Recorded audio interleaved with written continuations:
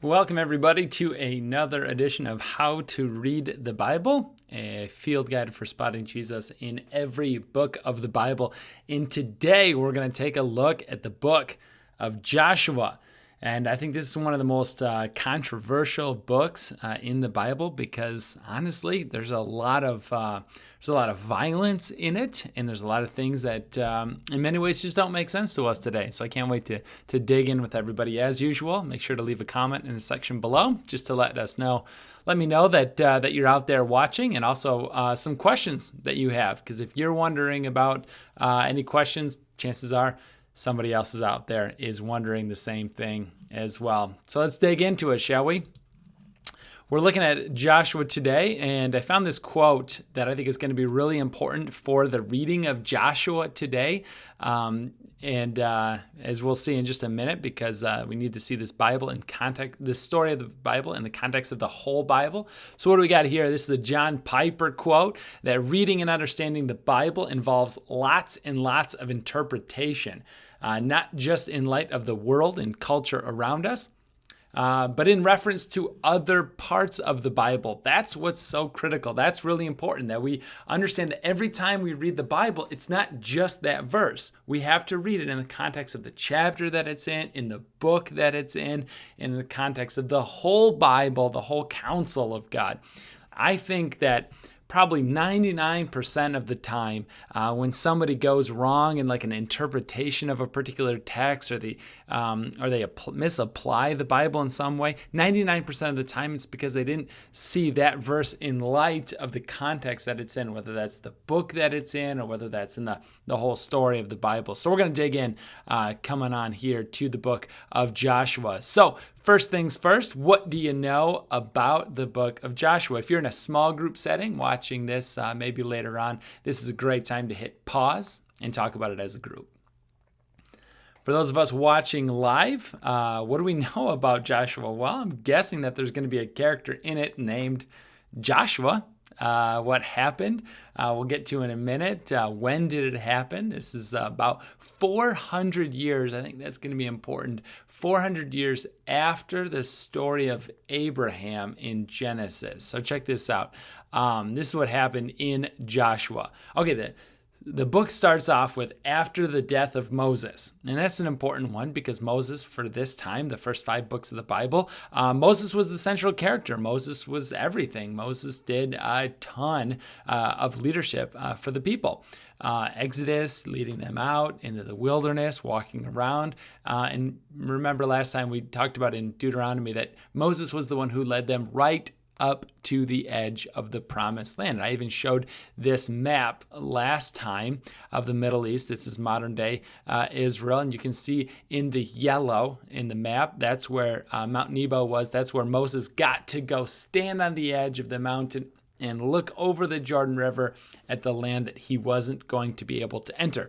Watch that video from last time on Deuteronomy if you want to know why. But Joshua starts off with Moses dying and Joshua succeeding him. After the death of Moses, God raised up Joshua to bring the people over the river. You can see the river there separating those 2 dots into this promised land, into Canaan. That's that green ovalish area. And on the Google map, you can also see that it's a green fertile area to go into. So you can see how this would be desirable even from a space satellite view. So chapters 1 through 4 is crossing over, is the succession from Moses to Joshua and then crossing over into the Jordan River. But remember, there were already people in the land. That's why they had to wander around in the wilderness for those 40 years, is because a bunch of people said, hey, listen, we can't take them on. They're too big. They're too strong. And within their words, it's kind of this understanding that our God is too little. So God had them wander around in the wilderness for 40 years before finally coming back. Chapters 5 through 12, there's battles fought. That's what I said is so controversial about this whole thing, that there's a lot of battles that are getting waged in the area. And we don't really know how to feel about that so much as Christians because it feels very, very anti-Jesus-y. All right, chapters 13 through 21, you see these battles are won, and then a very, very dry area of the land divided. One person that I watched in preparation of today said that it kind of looks like reading a map without pictures at all. It's pretty dry, but important nonetheless. It was very important to them especially. And then the final chapters of the book, 22 through 24, there's big speeches, they're settling in the land, and finally there's rest, which is going to be important as we understand it. So geographically, this is kind of where we are. They're crossing over from that yellow into the green area there, and they're going to fight a lot of battles. Let's dig into some of the key stories to understand the themes about it. The first one is that Genesis 17, 1 through 8. Now, I know we're in Joshua here, but we have to remember, do what Piper encouraged us to do early on, and to read the Bible and see these stories in context of the whole Bible. And so we have to know, why are they entering this land that somebody else already lives in? Well, Genesis 17, particularly verse 8, where we read this promise of God to Abraham at the whole land of Canaan, where you now reside as a foreigner, I will give you as an everlasting possession to your descendants after you, and I will be their God. So God essentially says to Abraham, listen, this land is for you, just as we'll find out a little bit later on. I said that was 400 years since then, about as much. Joshua takes place 400 years from the time of Moses, Abraham, when that was written. And that's about as much time as Columbus sailing the ocean blue until now. Other key themes in Joshua is fear and doubt is all over the place. And so you have this repetition of God constantly reminding Joshua, and then Joshua reminding the people, do not be afraid, do not be afraid, do not be discouraged, for I'm the Lord your God, right? These consistent themes, which is understandable, right? Because these are people that are moving into the promised land, or moving into this land. There's big, scary people already living in those cities. They had kind of a right to be afraid. I mean, from a physical standpoint, there was a lot that was against them at the time. Three key stories in Joshua that are really helpful for understanding what this whole book is about. Remember, Joshua is largely about the conquest of this land and the takeover of these cities. So I want to talk about the three distinct cities. Don't think about the land of Canaan as being like kind of a bordered land like we'd have in countries today. It's much more of a loose affiliation of city-states, right? They kind of banded together and would occasionally help each other defend each other against the common enemy. But really, these are mostly individual city-states referred to as Canaan because they have kind of a common language and some common practices, but really they're mostly independent. So it's helpful as we get into it, because Jericho, Ai, and Gibeon are all unique and separate city-states. So we have, the first one is Jericho, the people. Remember, Joshua fought the Battle of Jericho. How did he do it? Well, he did it with a marching band, of all things. I mean, it's just a bizarre story of God saying, this is how I want you to fight your battles. Get out some instruments and walk around the city walls, walk around Jericho, and then do it the next day. And then when nothing happens, do it one more time. It's just like, keep on doing it. And on the seventh day, do it 7 times. And it's like, this doesn't make any sense. And that's kind of the point, because the story of Jericho, after they marched around the marching band this whole time, the walls miraculously fell. There's some authors out there that are going to say things like, the tone or the power of the instruments, the trumpets, when they all kind of, shouted out all at the same time, the vibration was enough to shake the walls to the ground. I think that's kind of hogwash. I don't see much there. Radiolab, I was listening to a while back, did a study on what it would take, the volume that it would take to actually rattle these walls to the ground. And there was no technological way to funnel the sound to an exact point enough to rattle it to the ground. But the point, and that kind of misses the point of this whole thing. The point of the story of Jericho is that it was God-centered. That the people were really nothing more than spectators, than cheerleaders for what God was doing. So their role in the Battle of Jericho is really nothing more than to trust God, be obedient, and wait for him to act. Now, I want you to apply that story on top of the next one of Ai. Because in Ai, they're going to battle and they had some victories. But one guy, Achan, he takes some of the spoils of victory. And God said, listen, I don't want you to take any of the silver or gold. I don't want you to do anything with that. It's not about that. But Achan decides, no, I think it kind of might be a little bit about that. I'm going to have my cake and eat it too. And so he takes some of that gold and he hides it under his tent. And what we see kind of developing through that is a stunning defeat of the people at Ai. And it is kind of this line that says, and so we start to see that it's less about the being a special people of God and more about their obedience and trust in God. So even though they're the people, they can still lose. This isn't like a magic pass to like get to do whatever in the world that they want to do. No. They have to be obedient to God. So if they will inherit the land, they won't get special treatment just because they're quote unquote God's people. They'll need to do it through repentance. They'll need to have victory through God, through obedience, through faithfulness to God. It's less about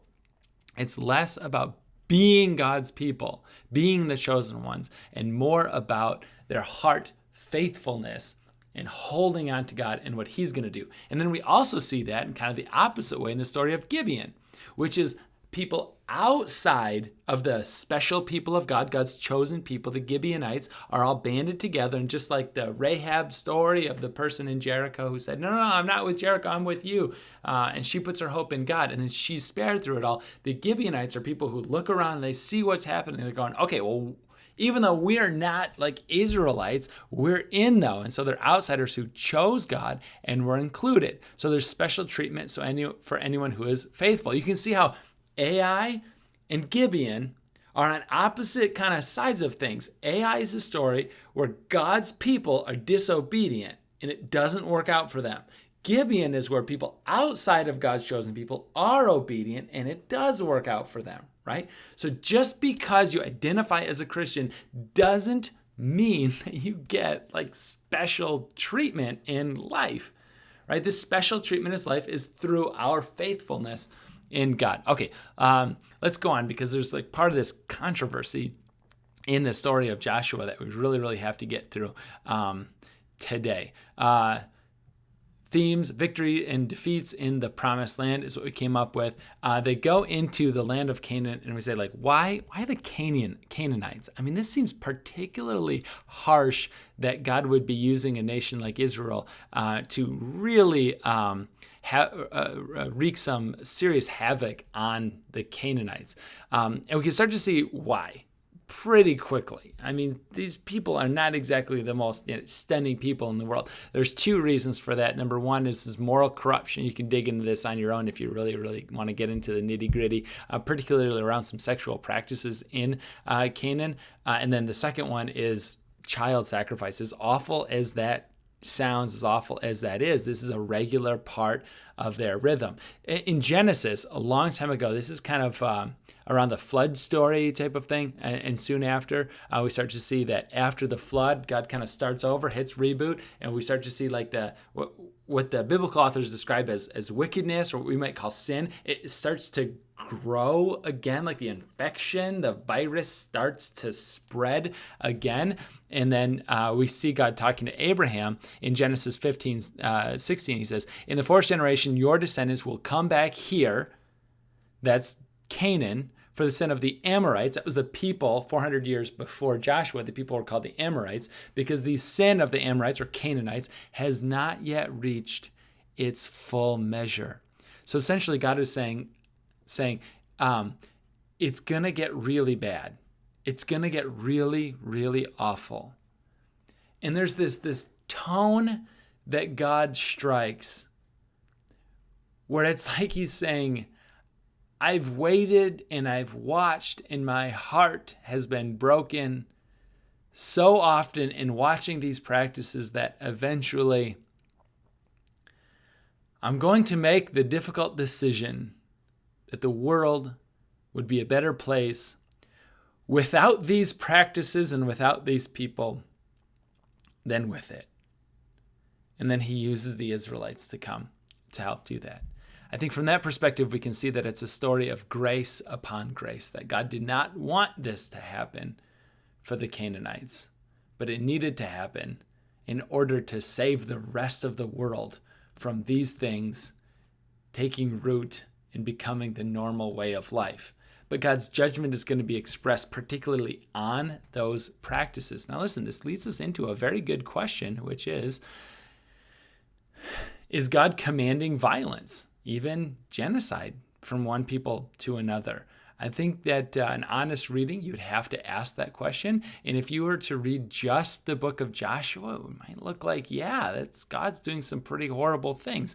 But we're not reading just Joshua. Remember, the Bible doesn't exist as 66 individual books, but exists as a whole. And when you start reading through the whole, you're like, no, that's not what God is doing. For one, that God didn't intend for the wholesale destruction of the whole people.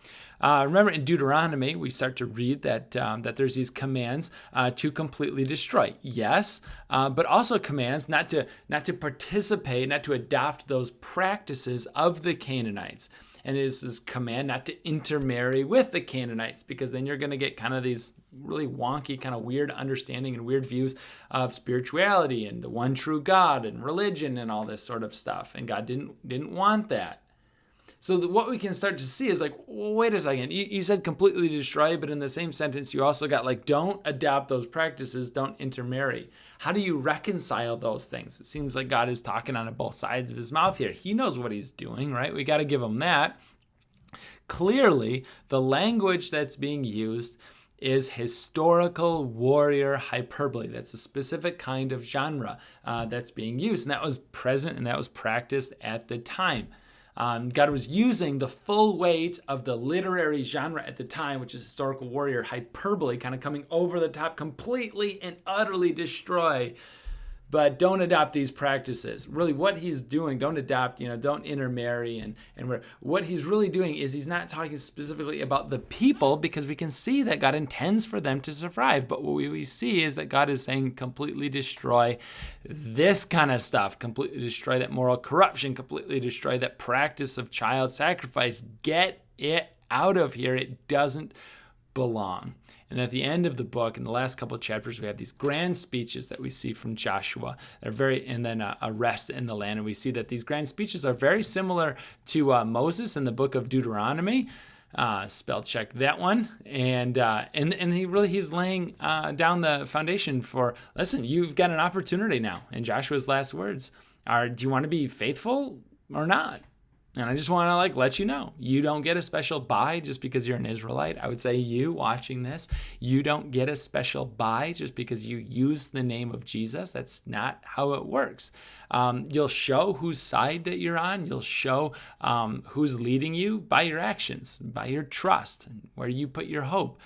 Big question that Joshua poses to them, and I think also to us, is, are you going to be faithful or not? If you're going to be faithful, Joshua says that you get to live in blessing in the land. And if you're not going to be faithful, well, then there's going to be divine justice and exile from the land. And Joshua kind of ends with that, the choice is yours, faithfulness or unfaithfulness in the promised land. I think there's this key passage as you start to understand what it means for us today and how to read this story through the Jesus lens. And that was Joshua 5, 13 and 14. Now, we actually hit this in our in our series, In God We Trust, which is on the website and the media player, part 2, In God We Trust, part 2.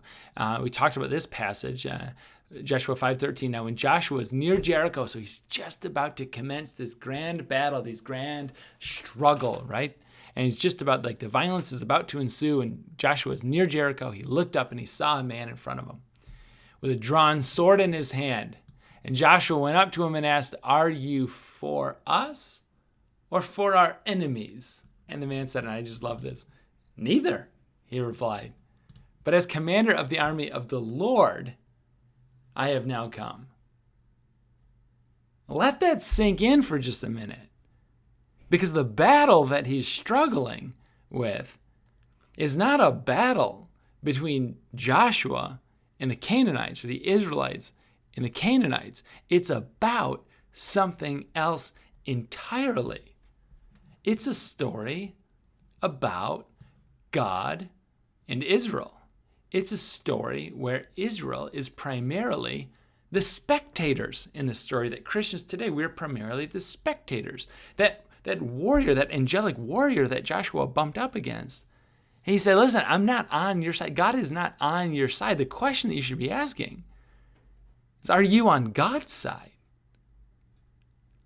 It's a powerful, powerful point, especially as we go forward today in the country and our families, church families in particular, are just so divided.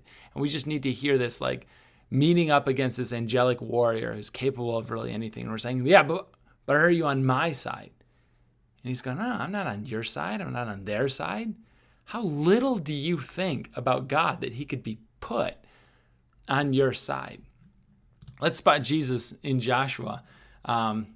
There's some low-hanging fruit right here that we see that Jesus is the Greek name for the Hebrew name Joshua. That's like the transliteration. So the kids today, or the kids in Jesus' day, they weren't naming their kids Joshua, but in Greek was the language that they used. The name was Joshua. So when spotting Jesus in the book of Joshua is pretty easy because it's like right there. I mean, the name, Jesus' name was Joshua, Yeshua. He was probably called in the Jewish synagogues that Jesus went into where they spoke Hebrew.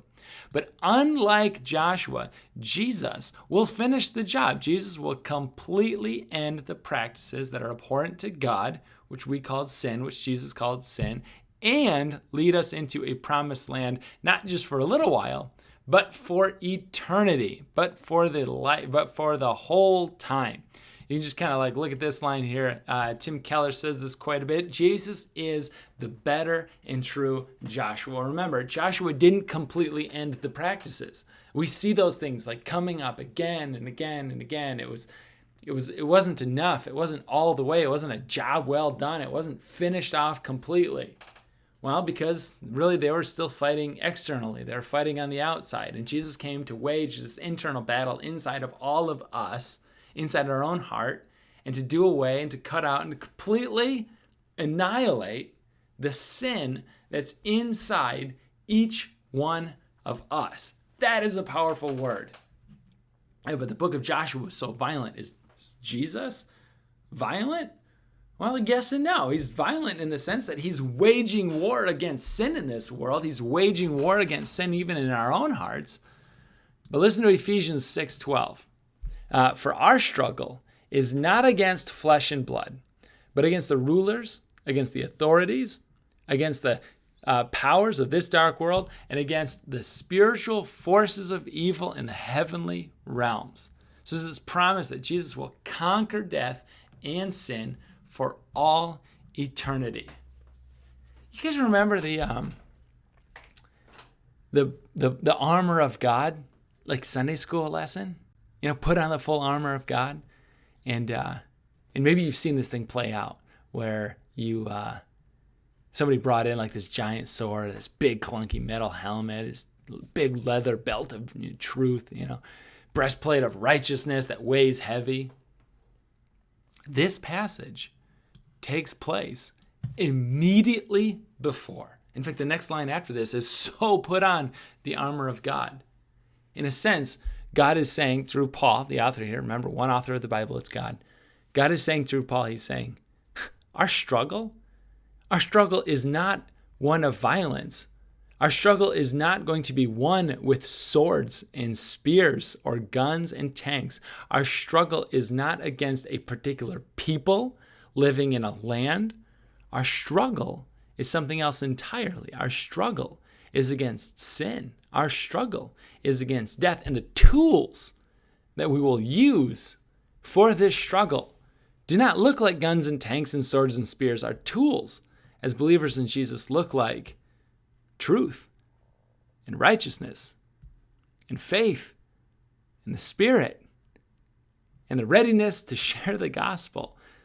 That's our armor of God that we're putting on all the time. All right, guys, I'm going to leave up these group questions for a little while. You can go ahead and take a look at them if you would like. But thanks for joining us, and we'll see you next time for the next verse. or the next book of the Bible.